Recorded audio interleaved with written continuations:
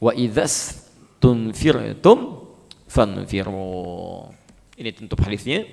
Wa idzas tunfirtum, catat betul ini. Dan bila diperintahkan untuk keluar berjuang atau melakukan sesuatu, maka bergegaslah untuk menunaikannya. Lihat kaidah ujung hadisnya. Kalimatnya pasif, bukan aktif. Wa idzas tunfirtum, dan jika diperintahkan untuk bergegas keluar untuk berjuang atau mengerjakan apapun yang baik, fanfiru, maka segeralah keluar. Respon pelan-pelan.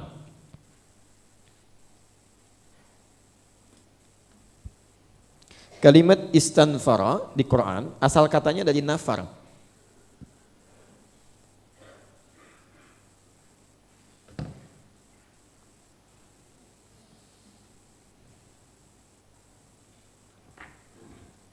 Fa idza stunfirtum,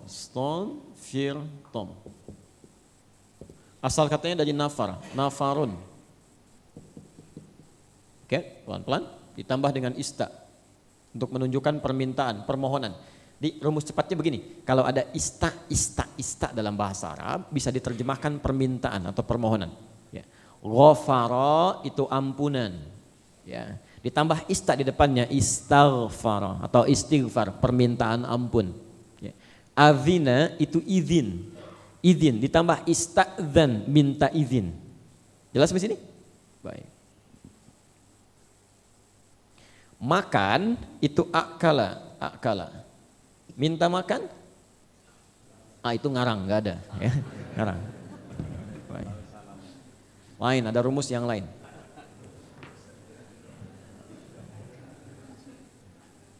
Kalimat nafar di Quran itu umumnya ditujukan pada dua hal. Pelan-pelan, tujukan pada dua hal. Satu, jihad fisik, berjuang, mempertahankan izzah Islam dan orang-orang muslim, jihad fisik. Konteksnya peperangan fisik. Ingat, bukan memerangi tapi bertahan untuk menegakkan izzah Islam dan muslimin. Ketika ada orang zalim menzalimi Islam, menzalimi orang-orang Islam, kita bertahan. Itu sudah hukum kehidupan. Ya. Saya sering katakan, konteks jihad itu sudah jadi hukum kehidupan. Tidak mungkin gak ada jihad, pasti ada. Cuma yang dimaksudkan jihad itu apa? Ya. Mungkin tidak ada orang-orang yang dirampok rumahnya kemudian mempersilahkan begitu saja. Tidak mungkin, pasti bertahan dia. Ya, bertahan. Ya. Ada orang mau mencuri, Pak, silahkan, gak usah repot-repot, gak usah marah, silahkan ambil aja langsung. Gak ada yang begitu. Negara kita saja misal diancam itu balik mempertahankan karena itu ada departemen pertahanan, ada lembaga ketahanan, ada pasukan khususnya, ada. Kenapa? Untuk membela. Kalau dunia saja diambil, dunia yang sementara diambil, dipertahankan, maka bagaimana dengan iman yang abadi? Jadi kalau keimanan kita kemudian dipersoalkan, diancam, harus dipertahankan. Yang sementara saja dibela, baik. Mobil sementara atau abadi? Apa buktinya? Pakai hukum dunia aja sudah selesai. Buktinya sekarang dipakai, besok dijual. Ya. Tapi saat meninggal pun gak akan dibawa. Silakan, ini cuma handphone ini yang kecil-kecil kelihatannya, dicari-cari dengan uang yang sangat luar biasa, bekerjanya, peluh keringatnya. Kalau sudah meninggal ya gak akan dibawa sementara. Gak ikut. Ya. Saya belum pernah dengar sampai dengan pagi ini ada orang Islam mengatakan, Ma, kalau papa meninggal nanti tolong handphonenya disertakannya ke alam kubur. Di balik kafan. Jadi kalau mama kangen di miss call aja lah, insya Allah itu lupa juga. Gak ada, gak ikut juga. Yang non muslim aja sekarang pakai imitasi tuh, karena rugi katanya dipakaikan yang asli. Sama saja sudah mulai hitung-hitungan. Ya, yang asli aja akan hancur juga, gak akan ikut. Jadi yang sementara saja dibela, bagaimana dengan yang abadi? Itu harus dipertahankan. Maka berlaku jihad. Tapi bukan menyerang ya. Saya pernah sampaikan di beberapa tempat tuh ada yang tanya itu, ya Ustaz, bagaimana, apakah di bom di Jalan Tamrin itu termasuk jihad fi sabilillah? Ya, kita kan enteng aja jawabnya, sabil itu kan jalan. Ya Allah itu Allah, di jalan Allah. Di jihad fi sabilillah itu jihad di jalan Allah, bukan di Jalan Tamrin. Ya. Terlepas dari siapapun otaknya, ya Allahu a'lam bagaimana keadaannya, tapi kita pelajari konteks yang benarnya. Dan itu mutlak ada, karena ada gerakan-gerakan sementara ini yang sangat masif sekali, terencana luar biasa, ingin menghilangkan ini, menghapuskan ini, sehingga orang sudah nggak sadar lagi gitu ya. Nah, yang perlu disampaikan adalah pengertian yang sesungguhnya tentang jihad. Ya. Itu Indonesia kalau nggak ada jihad, itu tidak akan jadi Indonesia. Catat kalimat saya ini. Kalau tidak ada syariat jihad, tidak akan terbentuk yang namanya Indonesia sekarang. Karena orang-orang yang pertama kali memperjuangkan bangsa ini, itu motivasinya, awas, suka keliru sekarang ini. Semua orang sekarang umumnya mengatakan karena nasionalisme. Anda harus bedakan motif agama dengan motif nasionalisme.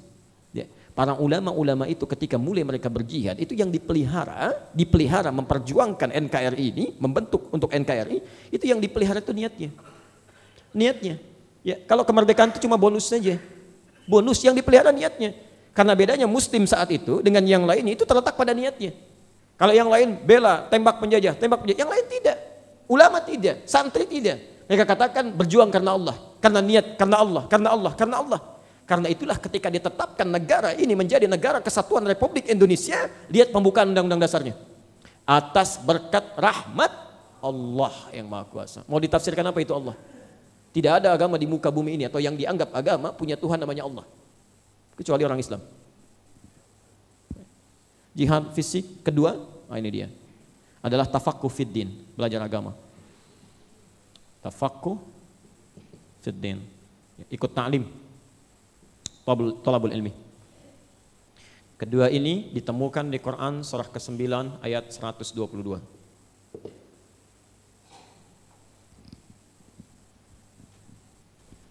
Quran surah ke-9 ayat 122. Di sini kita berhenti karena ini akhir kajian kita, ya. Wa ma kana al-mu'minuna liyanfiru kaffah. Tidaklah semestinya orang-orang beriman itu berjuang seluruhnya ke medan perang. Jihad. Jadi kalimat liyanfiru pertama itu menunjuk pada jihad fisik. Jelas ya? Falaula nafara min kulli firqatin minhum ta'ifatun liyatafaqahu fid din. Kalimat nafar kedua. Di pertama liyanfiru untuk jihad fisik. Ya. Jihad fisik. Hati-hati.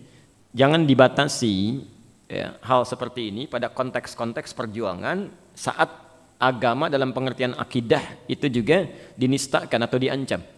Tapi bisa, saya sering katakan pada saudara-saudari kita yang bertugas di kemiliteran, ya, baik di TNI, di kepolisian dan sebagainya, itu kalau diniatkan karena Allah, menjaga keamanan lillah, itu bagian dari jihad.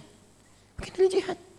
Maka ketika ada panggilan, ada tugas dan macam-macam, niatkan karena Allah, itu kalau wafat jihad itu luar biasa. Ya, dan tidak diberikan pada setiap orang itu kesempatannya. Ya, maka ketika Anda mendapatkannya, niat. Bedakan dengan yang lain. Orang Islam itu terletak pada niatnya. Lillah, lakukan lillah. Ya. Nah, fa'idzastunfirtum, kalau ada yang meminta Anda untuk bergegas keluar berjihad, fanfiru, kata Nabi, segera taati. Segera taati. Kita ambil kalimat pertama dulu ya, dalam konteks jihad fi sabilillah. Lihat kalimatnya, fa'idzastunfirtum, jika diminta untuk keluar berjihad. Kalau diminta, berarti ada yang minta. Jadi aturan pertama, jihad itu enggak sembarangan. Ya, tembak ini, bunuh ini, keluar, hancurkan ini. Tidak begitu, tidak seenaknya. Harus ada yang memerintahkan. Ada yang punya otoritas. Ya, enggak bisa sembarangan. Hati-hati, karena kekacauan pertama dalam dunia Islam itu adalah munculnya orang-orang yang seenaknya kemudian melakukan dalam pandangan mereka sebagai jihad padahal persoalannya sangat serius. Ya. Awas, hati-hati. Abdullah bin Sabah itu kan saat muncul, ya, saat Uthman terbunuh, kemudian muncul Abdullah bin Sabah itu ya, di awal-awal sebelumnya ya, masuk Islam, ya, seorang tokoh dari Yahudi masuk Islam tapi dengan niat yang berbeda. Ya. Apa yang terjadi? Provokasi sana, provokasi sini. Abdullah bin Muljam. Kebayang nggak oleh Bapak Ibu itu Abdullah bin Muljam? Rajin tahajudnya, rajin baca Qur'annya sampai jadi mukri, bukan qori. Kalau qori pembaca Qur'an, kalau mukri yang membacakan Qur'an. Ya, sampai pernah di zamannya Umar bin Khattab diutus oleh Umar untuk mengajar di Mesir. Saking bagusnya bacaannya, mengajar di Mesir. Anda bayangkan, saat gubernurnya Amr bin As datang ke sana, kata Umar, perlakukan dia dengan baik, ya, berikan kenyamanan dalam tugasnya. Maju, datang Abdullah bin Sabah mengatakan, Ali telah kafir, katanya. Ali telah kafir. Anda bayangkan, Abdullah bin Muljam bingung bagaimana bisa kafir, tapi karena ini pandai cara bicaranya. Al-Baqarah 204 itu telah diwaspadai, diminta oleh Quran diwaspadai. Wa minan nasi may yu'jibuka qawluhu fil hayatid dunya wa yushhidullaha ala ma fi qalbihi wa huwa aladdul khisam. Anda akan dapati, kata Al-Quran, sementara orang itu kata-katanya begitu memikat, retorikanya cantik, kalimatnya begitu menarik, kadang-kadang menyertakan Allah dalam setiap kalimatnya. Wah, wahuwa aladul khisam. Padahal ini musuh yang paling berbahaya. Paling berbahaya. Hati-hati sekarang banyak pertebaran itu. Ya. Oh, Ali telah kafir. Oh, bagaimana bisa kafir? Dia kan menantu Nabi, keponakannya Nabi. Oh, jangankan menantu Nabi, anak Nabi aja bisa kafir. Bukankah anaknya Nabi Nuh juga kafir? Ya. Bukankah bapaknya Nabi Ibrahim juga kafir? Bapak Nabi bisa kafir, ini cuma keponakan Nabi. Wah, mulai masuk. Wah, diprovokasi macam-macam. Sehingga muncul keinginan, betul ya kafir, harus saya bunuh itu. Gak ada yang minta. Ya, tidak ada otoritas pada saat itu. Tiba-tiba keluar, punya rencana, saya bunuh. Diikuti, diamati Ali bin Abi Thalib kapan keluarnya, kapan menunaikan salatnya. Lalu ditusuklah beliau dengan luka yang sangat banyak sampai syahid dalam keadaan itu. Anda bisa bayangkan, kalau semua ini terjadi bisa kacau. Ahli baca Quran saja tanpa ilmu, ya tidak ada otoritas yang kemudian mengarahkannya bisa salah. Apalagi yang baca Qurannya masih belum bagus, ya macam-macam dan sebagainya, bisa banyak kelirunya. Hati-hati, hati-hati.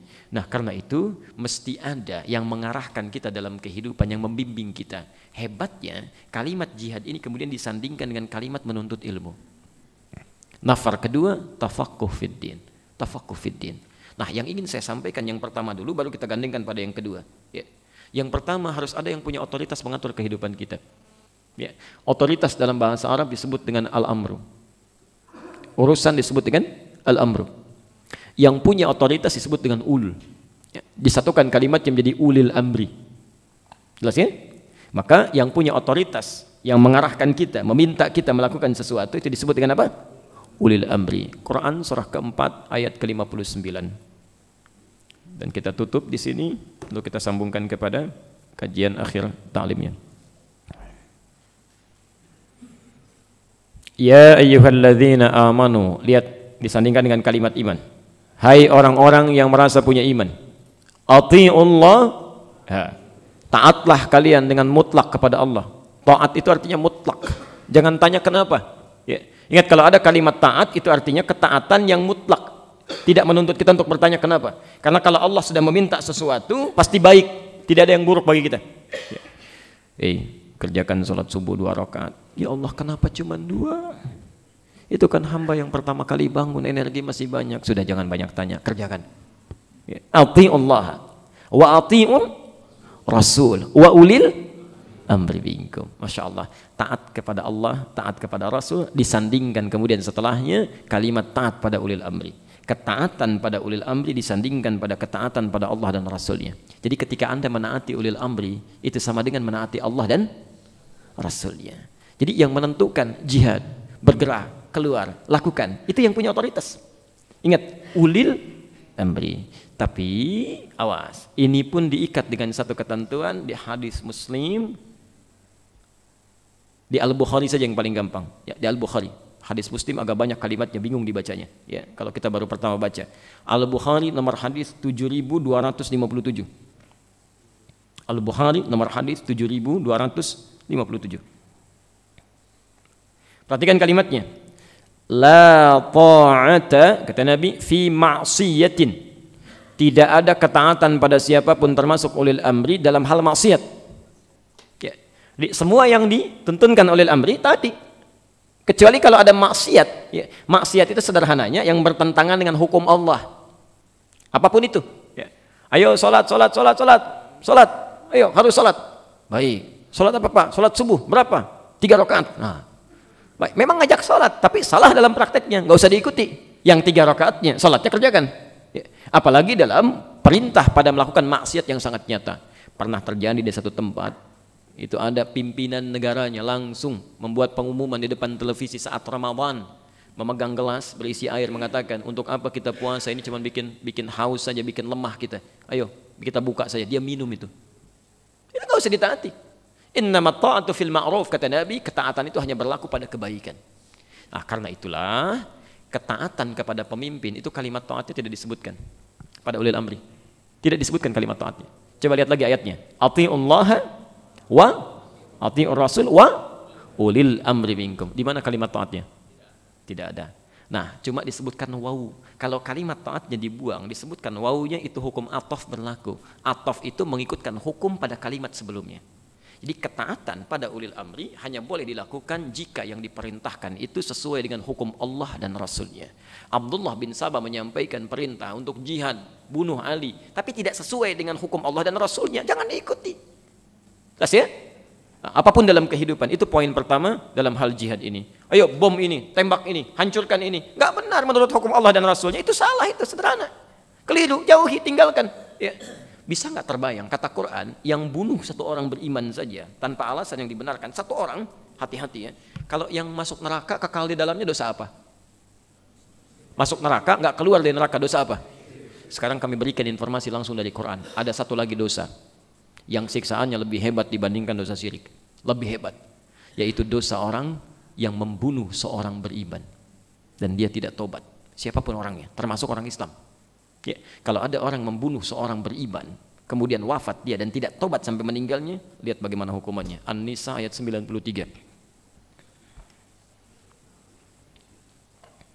Wa man yaqtul mu'minan muta'ammida, dan siapapun yang pernah menumpahkan darah, membunuh satu orang saja yang beriman, secara sengaja dia bunuh itu.